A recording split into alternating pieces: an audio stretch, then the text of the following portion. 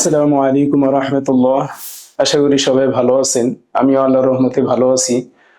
Online কোরআন শিক্ষা ক্লাসে আপনাদের সকলকে অভিনন্দন।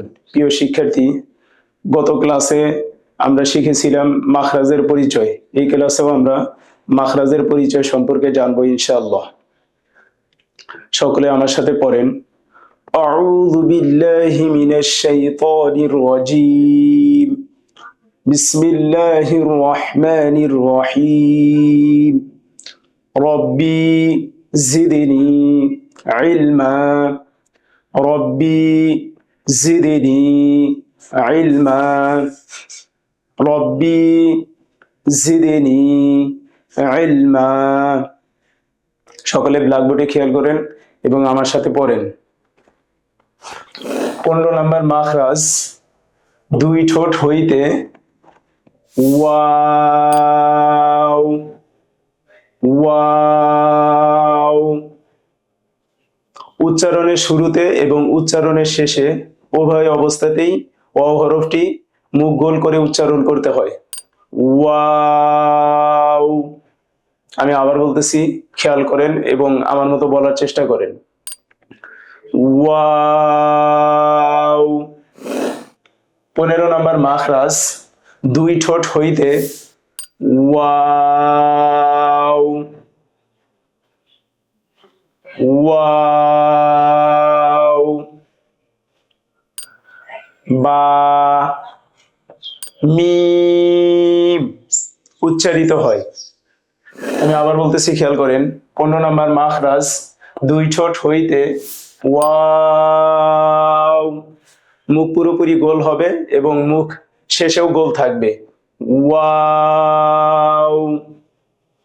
বা মিম উচ্চারিত হয়।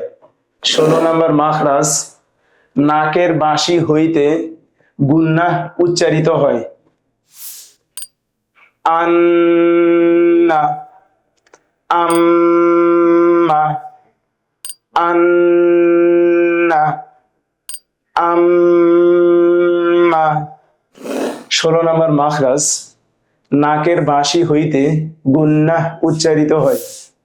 আন্না আম্মা।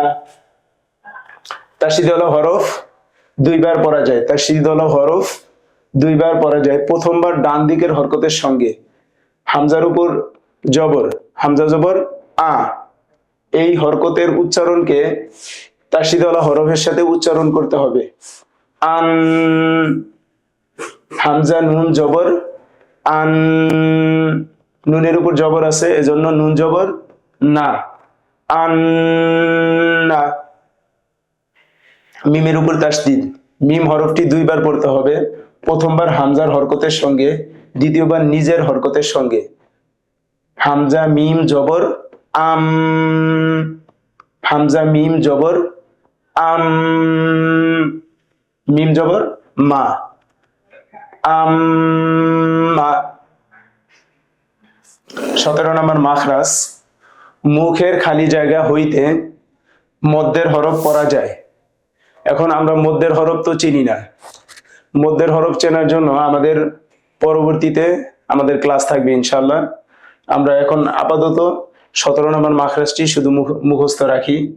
17 নম্বর মাখরাজ, মুখের খালি জায়গা হইতে মধ্যের হরফ পড়া যায়। মধ্যের হরফের আলোচনা আমরা সামনে করব। এখন আমি একটু টাচ দিয়ে যাচ্ছি। মধ্যের হরফ মূলত তিনটি। মধ্যের হরফ কয়টি? মধ্যের হরফ তিনটি। ওয়াও, আলিফ, ইয়া। ওয়াও, আলিফ, ইয়া। মধ্যের হরফ তিনটি। এখন শুধু জেনে রাখেন, পরবর্তী আলোচনায় আমরা মধ্যের আলোচনা নিয়ে আসব, তখন এটার বিস্তারিত পড়ব ইনশাআল্লাহ। এখন শুধু একটু টাচ দিয়ে যাচ্ছি। জবরের বামে খালি আলিফ। জবরের বামে খালি আলিফ হলে মধ্যের হরফ হয়। মধ্যের হরফ হলে কি করতে হয়? মধ্যের হরফ হলে টান দিয়ে পড়তে হয়। জবরের বামে খালি আলিফ মধ্যের হরফ। মধ্যের হরফ হলে টানিয়া পড়িতে হয়। যেমন বা আলিফ জবর বা, এক আলিফ টেনে পড়তে হবে। পেশের বামে যজমালা ওয়াও মধ্যের হরফ, এক আলিফ টানিয়ে পড়িতে হবে। বা পেশ বু, বার সাথে যজমালা ওয়াও আসছে, এটা মধ্যের হরফ, এজন্য এখানে বা হরকতটি এক আলিফ টানিয়ে পড়িতে হবে।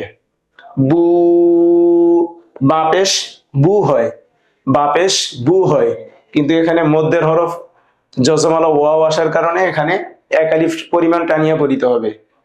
বু, বা আলিফ জবর বা। এই যে উচ্চারণটা, এই উচ্চারণটা মুখের খালি জায়গা থেকে হয়, সেটাই 17 নম্বর মাখরাজে বলা হয়েছে। 17 নম্বর মাখরাজ মুখের খালি জায়গা হইতে মধ্যের হরফ পড়া যায়। মধ্যের হরফ তাহলে কয়টি? মধ্যের হরফ 3টি, ওয়াও আলিফ ইয়া। জবরের বামে খালি আলিফ মধ্যের হরফ, এক আলিফ টানিয়ে পড়িতে হবে। বা, পেশের বামে যজমালা ওয়াও মধ্যের হরফ, এক আলিফ পরিমাণ টানিয়ে পড়িতে হবে। বা পেশ বু, বু। জেরের বামে যজমালা ইয়া মধ্যের হরফ, জেরের বামে যজমালা ইয়া মধ্যের হরফ, এক আলিফ টানিয়ে পড়িতে হবে। বি, বাজের বি, বাজের বি, যজমালা ইয়া, এটা মধ্যের হরফ, এজন্য এখানে এক আলিফ পরিমাণ টানিয়া পড়িতে হইবে। বি, বা আলিফ জবর বা, বা ওয়াও পেশ বু, বা ইয়া জের বি। জবরের বামে খালি আলিফ মধ্যের হরফ, এক আলিফ টানিয়া পড়িতে হয়।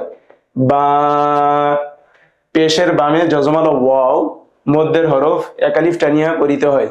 বু, জেরের বামে যজমালা ইয়া মধ্যের হরফ, এক আলিফ টানিয়া পড়িতে হয়। বি। আসসালামু আলাইকুম ওয়া রাহমাতুল্লাহ। হাসবুক।